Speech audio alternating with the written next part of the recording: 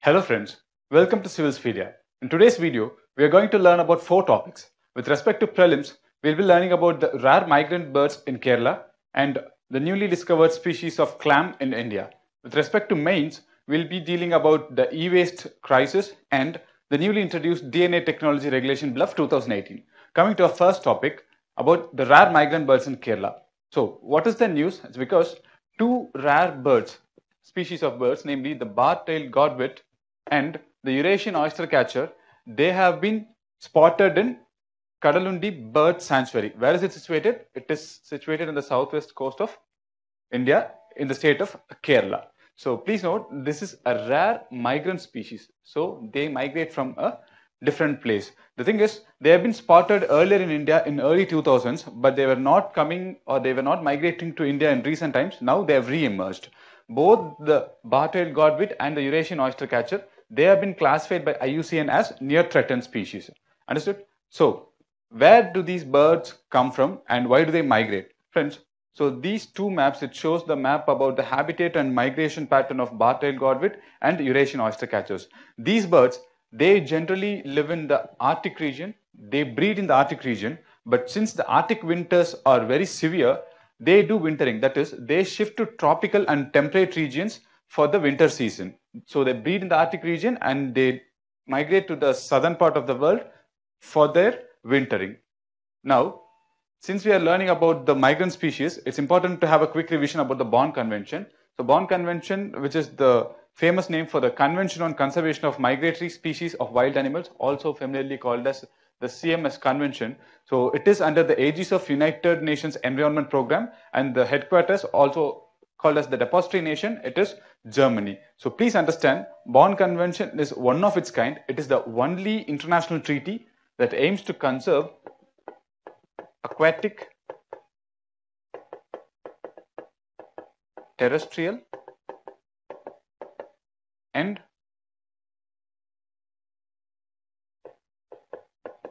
avian, all three types of migratory species.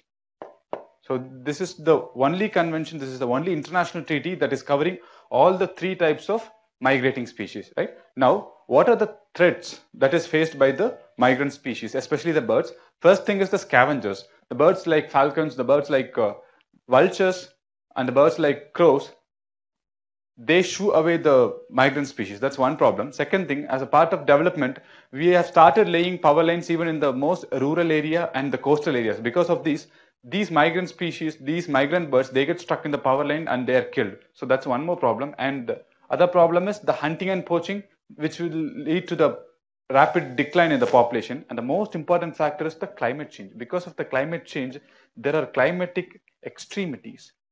So because of this, the migration pattern of these birds are strongly affected. So what are the implications of spotting these two birds? Friends, this is taken as a healthy indicator. This is taken as a good indicator that the environment conservation is going in good direction. So we need to take enough steps so that it is maintained. Good. Now coming to a second topic, it is the new species of clam.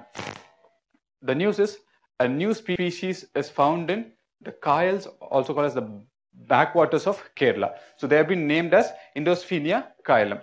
So why is the discovery of this species very much important? Because it created a new genus in the taxonomy of animal classification. Also, it reassigned the species classification for some existing species, right? So for a quick revision, I have given here how the taxonomy or how the classification of kingdom Animalia is made. You can see the larger classification being phylum, and then it narrows down to the class, order, family, genus and species. So we have discovered a new species. So what happens when they discover a new species? They try to place it in the different taxonomy of the animal kingdom. Now they discovered the soft shell clam, the Kyles of backwater, and they did morphological study and they did comparative study of the most commonly found or the three most commonly found type of clams in Indian subcontinent.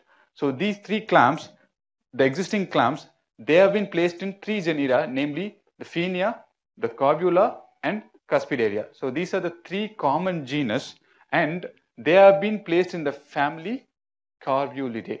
But what happened is, when they did the study, when they did a morphological study of the newly discovered clam species, they had to compare it with these three, and only then they discovered they do not belong to the family of Carbulidae, but they belong to a family called as Midae. So what happened is they shifted and they renamed all these three genus to a newly created genus called as Indosphaenia, which is named after India.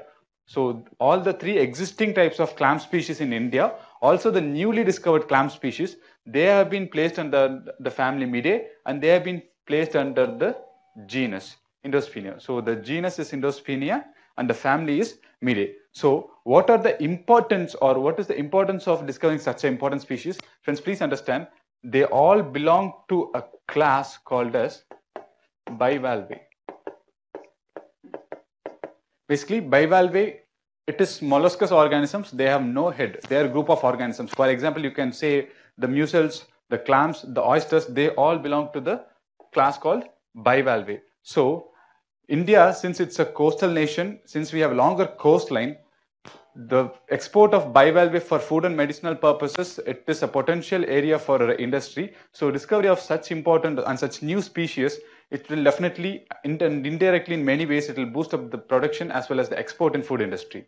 Good. Now, coming to our main topic, it's about the e-waste crisis. So in recent times, there has been many news about the e-waste. So I thought I could just discuss some basics about the e-waste and some solutions regarding the e-waste. So there is a growing crisis in India about the waste electrical and electronic equipments, which is known by the abbreviation WEEE. This term denotes waste electrical and electronic equipments.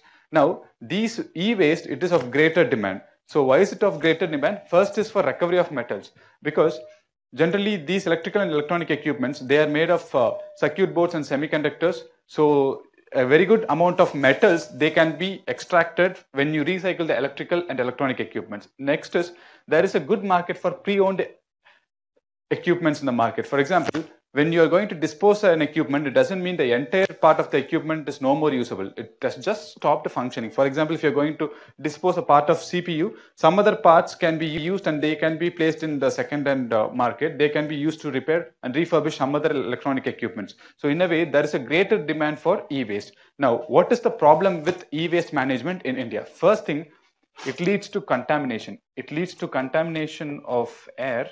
It leads to contamination of surface water. It leads to contamination of groundwater, as well as it leads to contamination of air. Why? Because we have an unorganized market in e-waste management. So what happens is, when they want to recover metals or when they want to extract certain things from the old e-waste, what they do is they handle very risky methods. For example, they burn the circuit boards.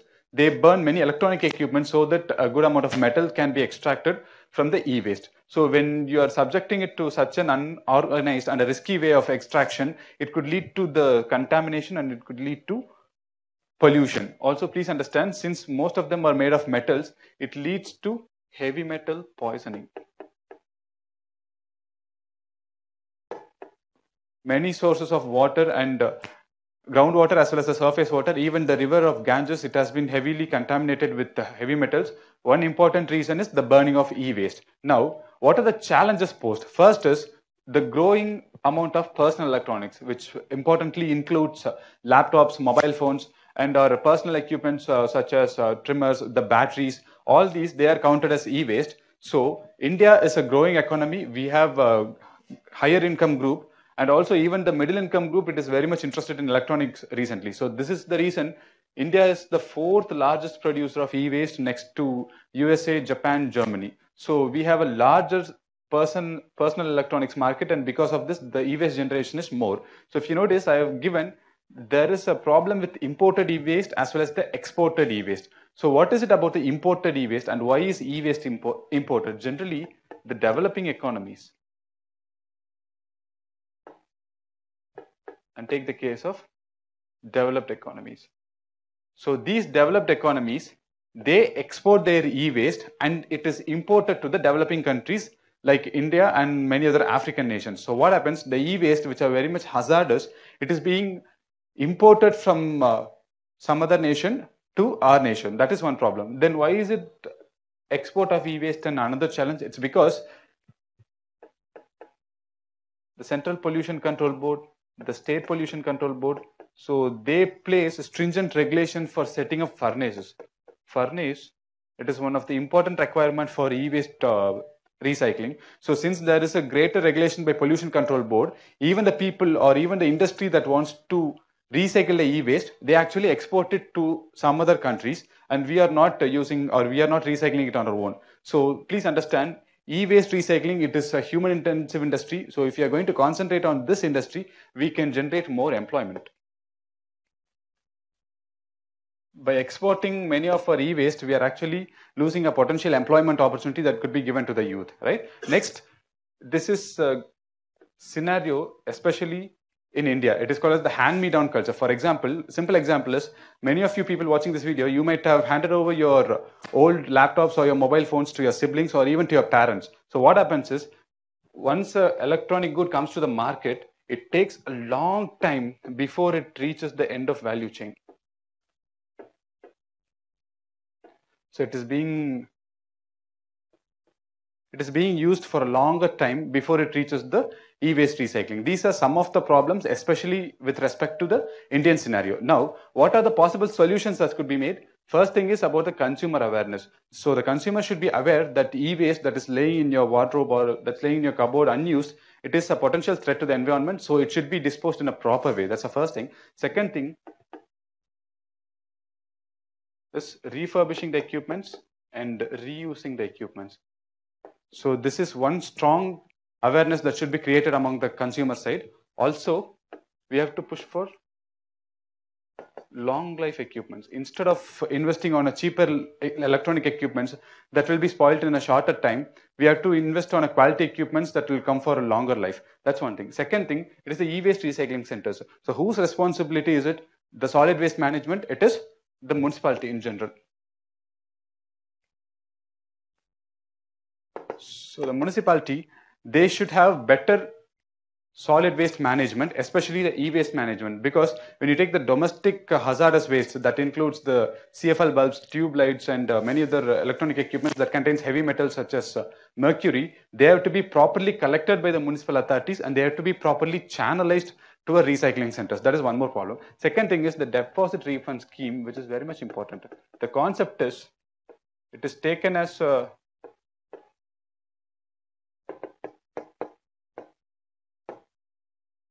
basically, the concept is, when a consumer is going to buy an equipment or when he's going to buy electrical or electronic equipment, there is a cost attached to it. There's an additional cost. It is treated as a deposit, right? So what happens is, at end of the value or end of the life of the equipment, if the consumer is going to return the equipment to the producer or to a proper channel, they will get their money back. They will get the buyback. They will get the deposit they have given back. So this will encourage, this is actually incentivizing the customers who are ready to recycle the goods or who are ready to dispose it in a proper way. So we have to incentivize such things. And the most important thing is the producer responsibility, because one good example is, when you buy an electronic equipment, you get an instruction manual which talks about the operation of all the equipments, but nowhere, in most of the cases, nowhere it is given where you should dispose and where is the collection center available for recycling or disposing the material. So even the producer, they have to be more responsible.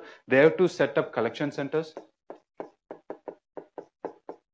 Second thing, they have to invest some capital in recycling the goods. Also, they have to incentivize.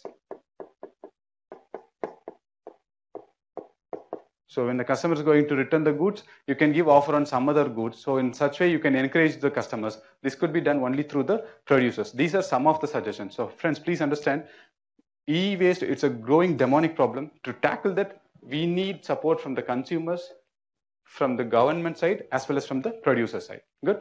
Now, coming to our last topic, it is the DNA technology use and application regulation bill of 2018. So what is the news? The cabinet, the Union Cabinet has cleared the DNA technology bill of 2018. So it is going to be tabled in the parliament. So first, before we go into the topics, I will give you a quick revision about the DNA. Going back to our school time lessons. So DNA is a double helix structure, right? It is made of 4 bases, namely adenine, thymine, cytosine, and guanine, right? Now what happens is, generally, adenine and thymine, they form double bond, and guanine and cytosine, they form triple bond. So this is the basic of DNA. Also, please understand, 99% of the genetic material or 99% of the combination of bases, it is going to be same for all the human beings, more than 99% to be precise. So how a DNA technology could be used? So what is the most common purpose of DNA technology? It is for identification purpose. So if the 99% of the DNA material, the base is going to be same, how we are going to find out how we are going to uniquely identify a person? It is based on the concept called as short tandem repeat, right? So I've given an idea here. So basically short tandem repeats are also called as microsatellites. So the number of repeats made by certain combination of bases, it will be unique for each person, right? So this is one major, and this is a unique factor with respect to everyone's DNA. So this is a simple basic about the DNA technology. Now let's go into the topic. Let's understand what are the primary highlights of the bill. First thing, the bill aims to regulate the use of DNA technology for identity of the person. This is the keyword here. So we are going to use it only to determine the identity of a person. Second thing, the government, it is planning to set up a DNA national bank at national level as well as at state level. Next thing, the government is planning to set up a DNA regulatory board that will regulate all the activities related to DNA collection and other genetic material collection. Next is about the written consent, because in criminal cases or in civil cases, when you want to draw or when you want to extract DNA or any genetic material from a person, you need a written consent, provided the crime holds imprisonment less than 7 years. If a crime is of less severe in nature, then a written consent is needed from the victim or from the accused for collecting the DNA samples. Next is, it provides for removal of DNA profile. So unlike Aadhaar, where there is no way to remove, still now there is no way to remove or delete your Aadhaar data, there is a provision for removing the DNA profile, provided a police or a court gives a report that it could be removed. DNA profile of a suspect could be removed. If they give a report, it could be removed. So these are some key highlights of the bill. Now let's understand what are the advantages of the bill, and then we'll discuss about the problems associated with the bill. Coming to the advantage, so the DNA Regulatory Board, it is going to accredit and regulate DNA laboratories. So what happens when there is accreditation over the nation? There will be more number of DNA laboratories. So because of this, there will be more labs that could process DNA, and we can speed up the judicial process. Second thing is crime solving. Many famous cases, they have been solved, many mysterious cases, they have been solved using the DNA technology. So it could be used as a credible opportunity for solving many crimes. For example, even a small strand of hair that is in the crime scene, it could be used to proliferate and build a DNA profile. Based on that, the person could be determined. We all know it well. So that is one advantage. And second thing is speedy judiciary system, because we already have a higher pendency of cases. So if such technology is adopted, it could actually speed up the judicial process. And second thing is increased convention. Instead of going for more number of hearings, if a person could be accused or convicted, or he could be pleaded not guilty, then it could lead to increased conviction. We can speed up the process basically. Next thing is cross matching. If you see this DNA data bank, it is going to have individual indexes, a lot of indexes based on which the data will be classified. For example,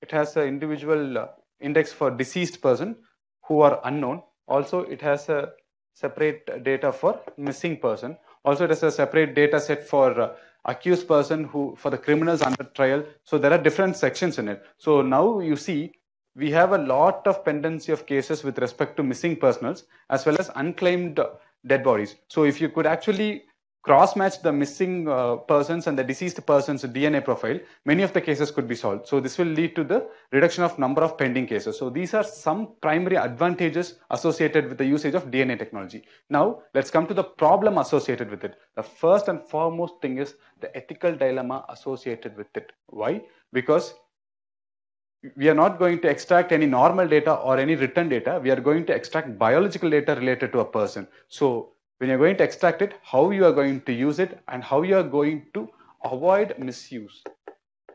we need a strong framework that will ensure that it is not being misused. So these are some ethical dilemmas associated with the problem. Second thing is the credibility. How credible is the DNA technology? In many cases, it has been subjected to strong criticism because, for example, for identical twins,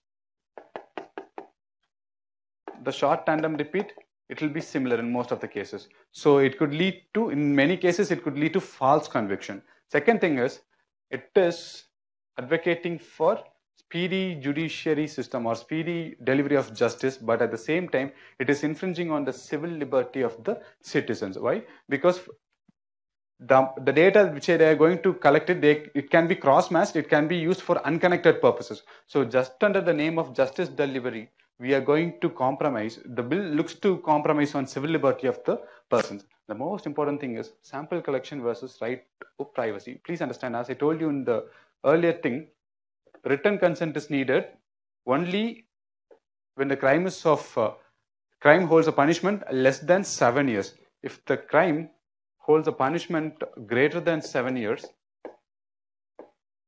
or crime holds a death penalty as penalty or punishment, in such cases, the DNA sample or genetic material, they can be drawn through force. That is, no consent is needed. A person can be compelled to give his DNA or genetic material, right? Also, if a person is committed or if he is accused of crime which holds imprisonment less than 7 years, as I told you earlier, but if the magistrate feels going for a DNA sampling, it could solve the case, it could help to arrive at a good solution for the case. In such cases, he can instruct the law enforcement agencies to forcefully collect it. So the magistrate is given with such a power. So this is a strong problem because we are giving a greater autonomy and we are giving a greater authority to the magistrate. This is one problem. So what happens is the right to privacy, which is a part of fundamental right given under Article 921, this is being compromised. But what is it enhancing? It is enhancing Article 20, or it is strengthening Article 20, which provides for right against self-incrimination. So basically, we are going to strengthen one article and we are going to weaken one article. This is the problem associated with the bill. Next thing is legality over data breach. Friends, please understand, if you're going to submit a data or if you're going to submit evidence in the court, even if it's attained or even if it's obtained through an illegal mean, it is considered to be a legal and it is considered to be a good evidence provided it is genuine. So if a person is going to steal my DNA data and if he is going to use it as a defense against me, the court will take into account the data, but he won't be punished for illegally obtaining my DNA data. So there is a strong compromise over the data breach and the punishments or penalties associated with it. Next thing is the state is given greater power with this. Why? Because we all know there are allegations that even a simple behavioral data from Facebook, it has been used to greatly influence larger nations' elections. So in such cases, if you are going to put the entire genetic data of a person under the control of state, it could be easily used for influencing other decisions or even elections. So these are some of the problems associated with the DNA technology bill. Now coming to the things that has to be considered before the laws being passed. First thing, the Law Commission, it has given report on scientific collection of evidence. So this should be strongly considered. Second thing is the cyber infrastructure. There are allegations that already the Aadhaar and some other digital data of government, it has been compromised, it has been breached. So we have to ensure that we have a strong cyber infrastructure because this is not just paper data, this is a biological data. So we need a stronger infrastructure that ensures in no way it is being breached or compromised. Second thing, even the expert committee on privacy by AP Shah, it said compelling a person to give DNA data, it is a strong infringement on civil liberties. Also, the committee gave some safeguards related to the collection of evidences, so that should be considered. Also, the activists say the DNA Regulatory Board and the labs that has been accredited by the DNA Regulatory Board, they should submit their annual report to the Parliament and they should be brought under the purview of RTI. So this is one important suggestion given. And second is we need a strong privacy legislation. For example, the Puttaswamy versus Union of India case, it claimed that the right to privacy is a part of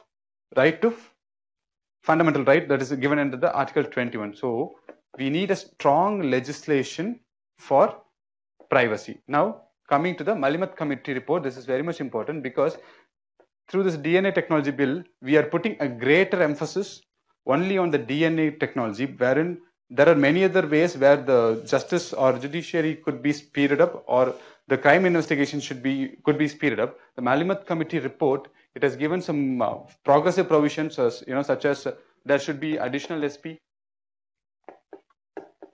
for maintaining crime data.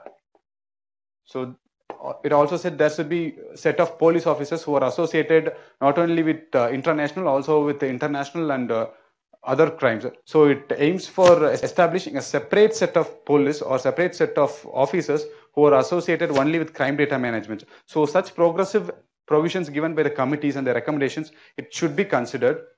So these are some problems associated with the DNA technology bill. So friends, please understand, no bill it is born as perfect. So only it is after it's being subjected to a lot of discussions, it evolves into a complete bill. So the government, it should ensure that science and technology or any type of criminal investigation technology, it should not infringe on basic civil rights of the people.